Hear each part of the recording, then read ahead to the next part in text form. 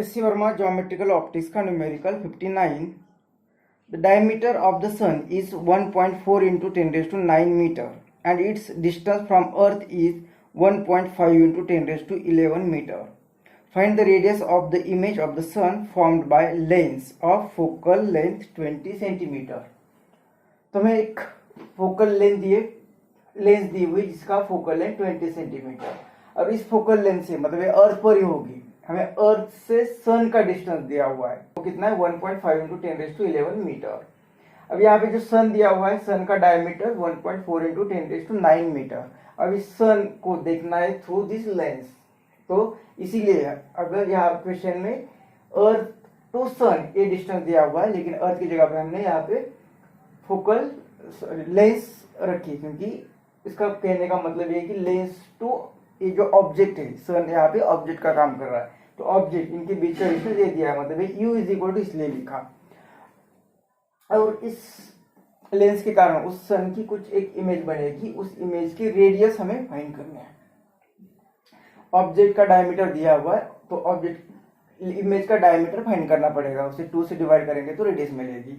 मतलब ये ऑब्जेक्ट की साइज और इमेज की साइज इनका कंपैरिजन हो रहा है, मतलब ये मैग्निफिकेशन की बात यहाँ पे हो रही है। मतलब ये मैग्निफिकेशन क्या होता है कि height of image to the height of object is equal to v upon u of यहाँ पे image to the diameter of object is equal to v upon u। अब ये v और ये u, तो v पता नहीं, u पता है, और डायमीटर ऑफ ऑब्जेक्ट पता है, इमेज भी पता नहीं, u पता है, v पता है। तो लेंस इक्वेशन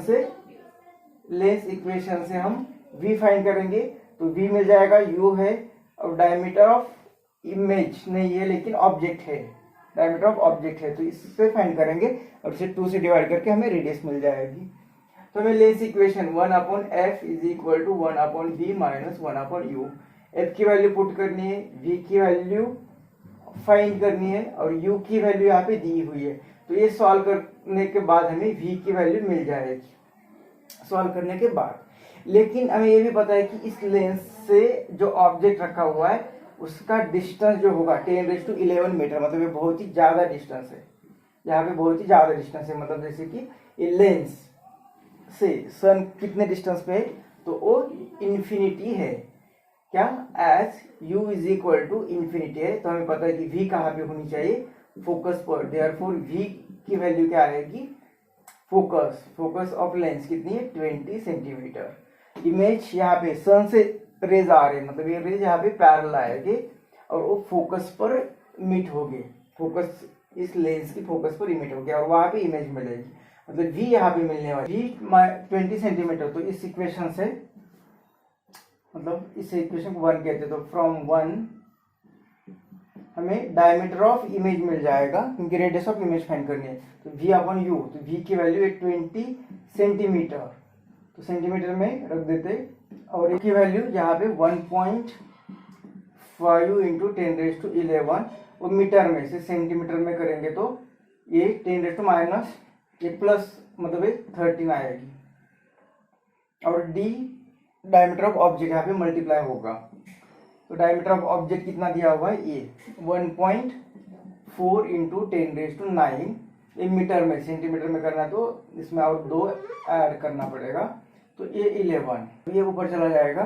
तो diameter of image is equal to 14, और ये दोनों के कारण दोनों का भी डेसिमल चला जाएगा और ये 14 बनेगा, 14 2 जा, और ये भी 0, और ये नीचे 15 रहेगा, और इंटू 10 रेज़ टू ये 11, ये 13 ऊपर चले जाएगा तो -13, तो 11 ये प्लस -13 ये आएगा -2 सेंटीमीटर में। 15 से डिवाइड करेगा तो डायमीटर ऑफ इमेज 15 1 जा 15, ये रहा 13 130, तो 15 8 जा 120, तो ये 10 बचा, और फिर डेसिमल दे देंगे तो 100 बनेगा, तो 15 6 जा 90, फिर 10 बचे तो ये 6 ही आता रहेगा और 10⁻²। और ये सेंटीमीटर में